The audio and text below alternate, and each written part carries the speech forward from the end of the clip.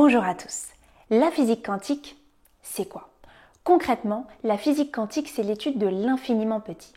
Mais ce qui est complexe en quantique, c'est que les particules ne se comportent pas comme dans la dimension humaine. Prenons l'exemple de ce crayon. Il peut être soit dans ma main gauche, soit dans ma main droite. Mais en physique quantique, le crayon peut sembler être aux deux endroits en même temps. C'est la superposition quantique. Est-ce que vous connaissez l'expérience du chat de Schrödinger? Ça y est, on y est. L'expérience du chat de Schrödinger est une expérience qui n'a jamais été réalisée. C'est une expérience de la pensée proposée par Erwin Schrödinger en 1935. Allons regarder ça de plus près. L'expérience du chat de Schrödinger est plutôt simple. On enferme un chat dans une boîte close qui contient un dispositif qui, dès qu'il détecte la désintégration d'un atome d'un corps radioactif, casse une fiole de poison. Nous ne pouvons pas voir ce qui se passe à l'intérieur de la boîte si nous ne l'ouvrons pas. Le résultat est, le chat est vivant ou mort. Tandis qu'à un état quantique, le chat est à la fois vivant et mort.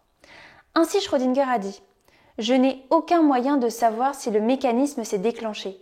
Si mon chat était un objet quantique, je dirais qu'il est à la fois mort et vivant, car selon la théorie de la superposition quantique, c'est tout à fait possible. » Il est essentiel de bien préciser que Schrödinger n'a jamais réalisé cette expérience. L'expérience démontre seulement le paradoxe de la superposition quantique.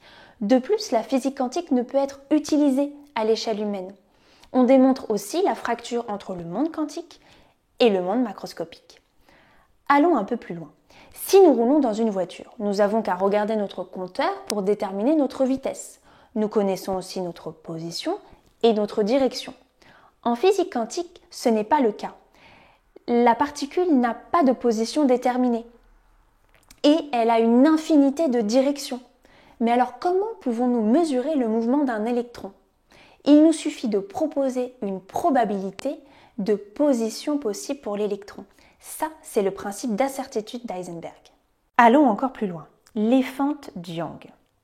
Prenons le dispositif que nous avons dessiné sur papier. Dans le cas d'une bille, on tire une bille qui va traverser la rainure d'un premier écran et former une tranche linéaire sur le second écran. Si on ajoute une rainure au premier écran, alors on obtient deux tranches linéaires sur ce second écran. Dans le cas d'une vague, elle va arriver à la rainure et va former un patron d'interférence sur le second écran. Dans le cas du monde macroscopique, ça on connaît. Mais si on se penche du côté du monde quantique, dans le cas d'un électron, si on a une rainure, on obtient une tranche. Mais si on a deux rainures, on pense obtenir, comme la bille, deux tranches. Eh bien non, on obtient un patron d'interférence comme une vague.